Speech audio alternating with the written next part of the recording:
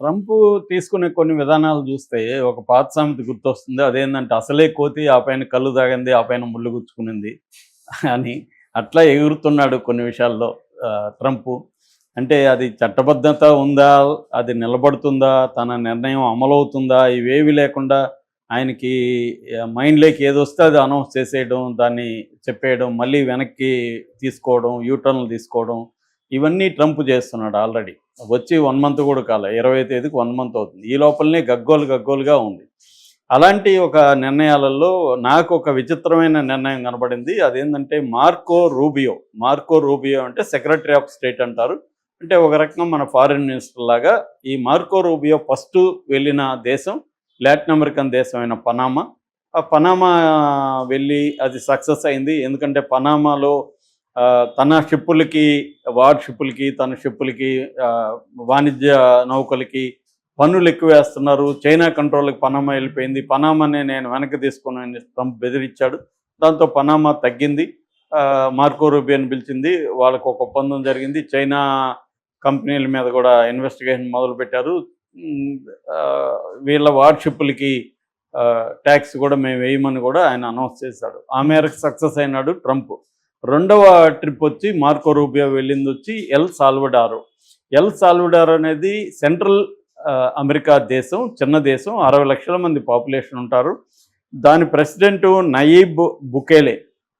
ఒకప్పుడు ఈ ఈ ఎల్ సాల్వడారో దేశం ప్రపంచంలోనే హత్యల ఎక్కువగా ఉన్న దేశం, most violent country in the world. And number of హత్యల్లో నెంబర్ 1లో ఉండేది. ఎందుకంటే గ్యాంగ్స్ విపరీతంగా ఉంటారు అక్కడ. మార్కో సల్వట్రూచా గ్యాంగ్ అనేది నెంబర్ 1 గ్యాంగ్, MS-13 అంటారు.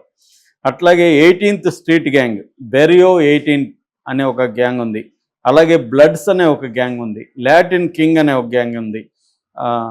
టైనీ రాస్కల్ గ్యాంగ్ అంట, ఎక్కువ యూత్ ఉంటారు, teenagers. Tiny rascal gang, Nortenos, Mao, Miranda Los, La Maquina, ఇలాంటి అనేక గ్యాంగ్స్ ఉన్నాయి. ఫస్ట్ చెప్పిన 2 గ్యాంగులు మాత్రం ఎక్కువ ఉంటాయి.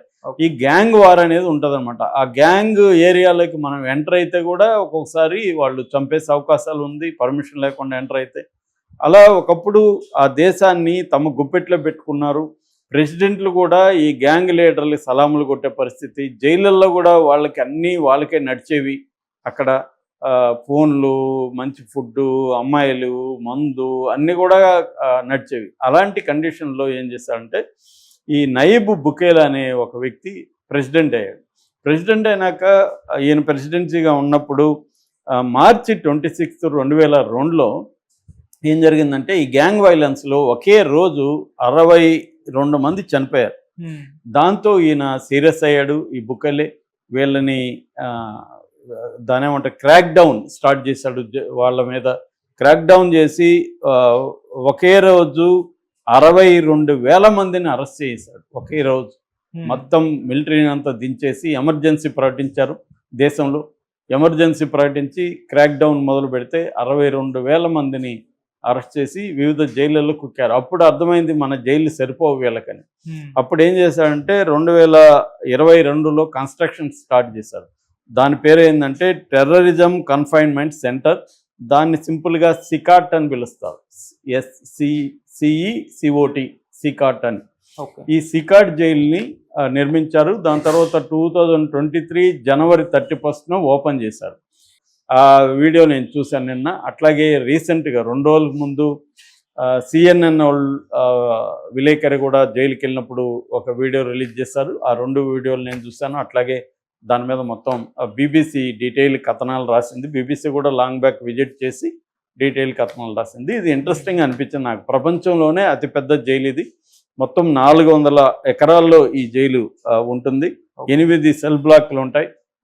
ఈ 8 సెల్ బ్లాకుల్లో మోడ్యూల్స్ అంటారు. మోడ్యూల్స్ అంటే చిన్న గది లాంటిది. 3 వైపుల గోడలు ఉంటాయి. ఒకవైపు పెద్ద ఈ ఇనుప చువ్వలతో కూడిన గేట్ లాంటిది ఉంటుందన్నమాట. అందులో మళ్ళీ వాటిని బంక్స్ అంటారు. బంక్ అంటే మనకి ఇప్పుడు మిలిటరీలో కానీ లేకపోతే బ్యారక్లు మనకి మడత మంచాల స్కీమ్లు ఉంటాయి కదా, అలాగా పైన ఉంటాయి కదా, అలాగా అవి మొత్తం 4 ఉంటాయన్నమాట. ఆ 4 వీళ్ళని కుక్కారు. ఒక్కొక్క దాంట్లో 3లో 80 మంది ఉంటారు. ఓకే. ఈ వాళ్ళకి ఏం బెడ్‌షీట్లు ఏమి ఇవ్వరు. దాని మీద మెటల్ ఇది ఉంటది. మెటల్ దీని మీద పడుకోవాలి. వాళ్ళందరూ కలిసి ఒక చిన్న తొట్టి, నీళ్లు ఉంటాయి. ఓపెన్‌గా స్నానాలు చేయాల్సిందే. మరుగేముండదు. అట్లాగే 2 వాష్ బేసిన్‌లు మాత్రం ఉంటాయి వాళ్ళకి. ఆ వాష్ బేసిన్‌లో ఈ బాత్రూమ్‌లో నీళ్లు కూడా 24 అవర్స్ రావు. గార్డులు టైమింగ్స్‌ని బట్టి అప్పుడే వదిలితే అప్పుడే వీళ్ళు 80 మంది స్నానాలు చేయడం, బట్టలంటే 2 పీసులు. ఒకటి కింద, ఒకటి పైన. White and white. షార్ట్ ఒకటి, పైన ఒక బనీన్ లాంటిది. వీళ్ళందరికీ 5 రోజులకు ఒకసారి గుండ్లు కొట్టేస్తారు. మొత్తం అందరికీ టాటూస్ వేసేసారు. వాళ్ళ గ్యాంగ్ నేము, వాడి పేరు ఏదో ఒకటి ఉంటుంది కదా, నిక్ నేములు ఉంటాయి. ఆ నేములు అంతా ఒళ్ళంతా టాటూసే ఉన్నాయి. అంటే ఎవడని కనిపెట్టలేము వాళ్ళని. అందరూ ఒకే రకంగా ఉంటున్నారు టాటూస్ వేసి. ఈ మొత్తం మందికి లైట్ అనేది వాళ్ళ జీవితంలో చూడరు ఇంకా. అంటే సన్లైట్ అనేది చూడరు.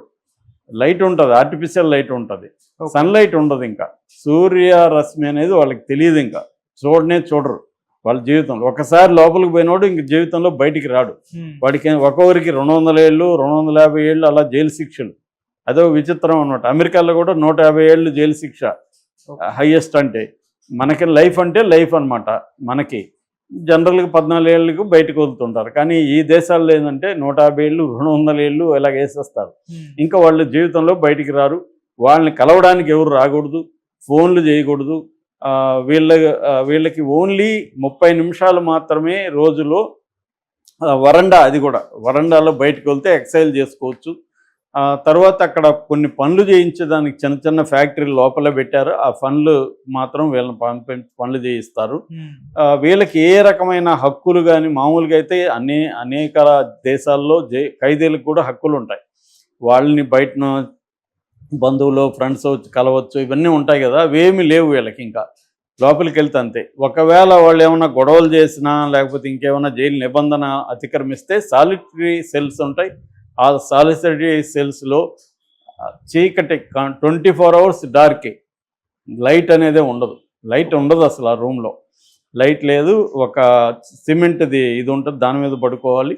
ఒక చిన్న తొట్టి లాంటిది ఉంటుంది. అంటే వాడి ఫుడ్ లోపలికి వెళ్తుంది, తినేసి మళ్ళీ రావాలి.